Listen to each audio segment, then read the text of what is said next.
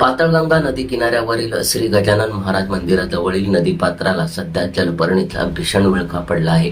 तब्बल 2 एकरपेक्षा जास्त क्षेत्रांवर जलपर्णीचे दाट जाळे पसरल्याने नदीचे पाणी पूर्णपणे झाकले गेले आहे. ही गंभीर परिस्थिती पाहून येथे नदी असून जणू एखादे मोठे खेळाचे मैदान किंवा जंगल तयार झाले आहे की काय असा भास पाहणाऱ्यांना होत आहे.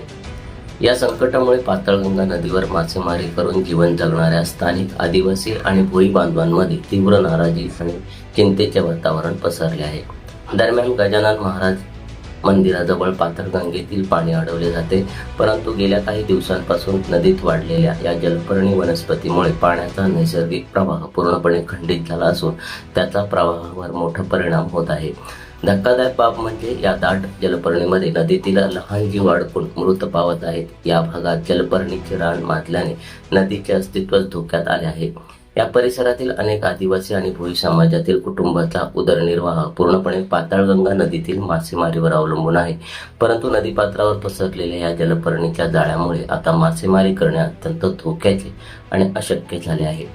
पिढ्यानपिढ्या चालत आलेला मासेमारीचा व्यवसाय ठप्प झाल्यामुळे कुटुंबाचा उदरनिर्वाहाचा प्रश्न अत्यंत कठीण होऊन बसला असल्याचे स्थानिक आदिवासी बांधवांनी बोलताना सांगितले.